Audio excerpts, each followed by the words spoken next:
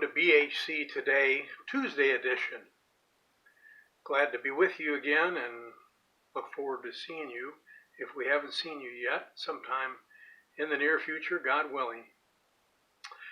Today, as you can tell, I got my baseball gear on. I happen to be a big St. Louis Cardinals fan.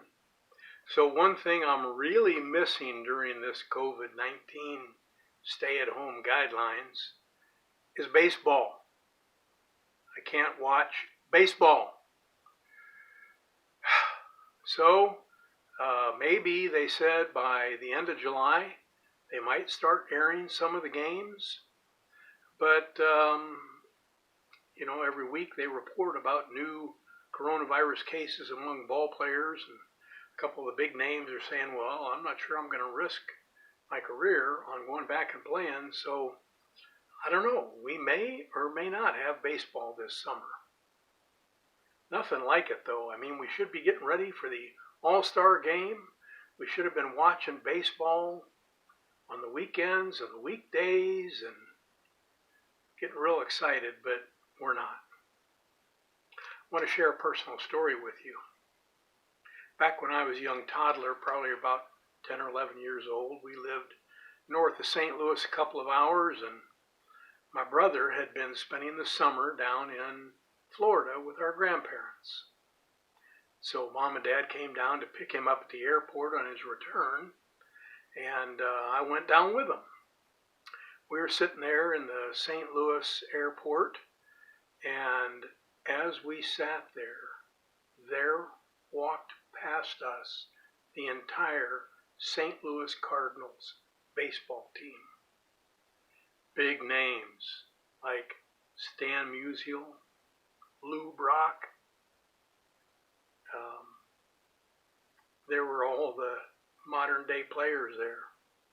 But of course I was a big Stan Musial fan, and my dad said, hey, why don't you go over there and get his autograph? My gosh, I was scared stiff. It was like seeing the Lord himself walking down through the airport. And I froze. And there they went, right past us.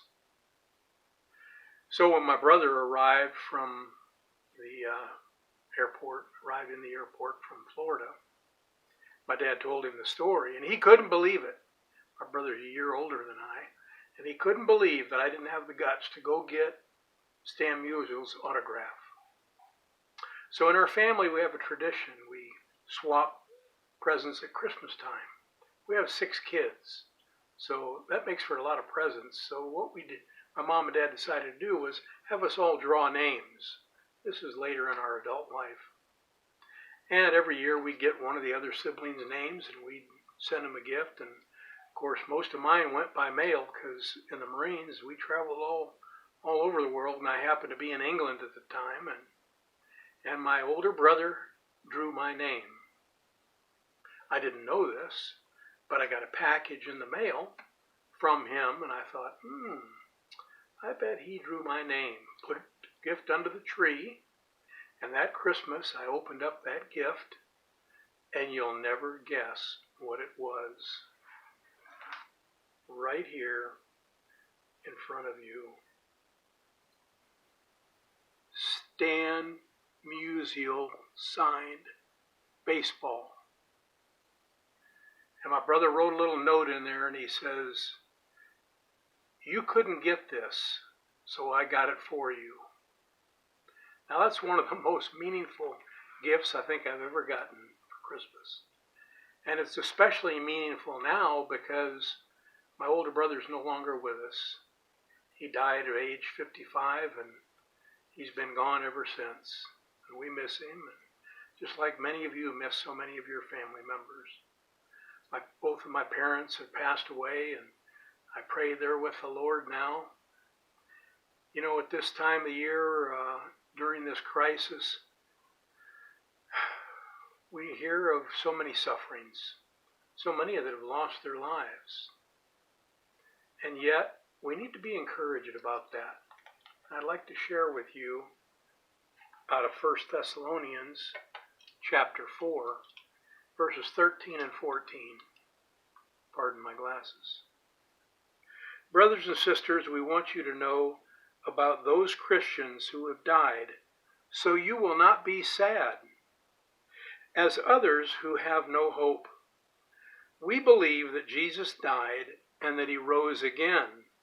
So because of him, God will raise with Jesus those who have died. Well, that's the promise we have.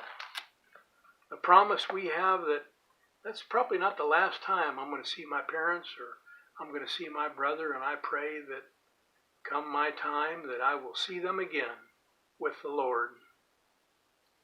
So let's all be encouraged by that during this troublesome time, and let's think about someone in our church that you see on a fairly regular basis, but you haven't seen them because either they've been home sheltering or you have.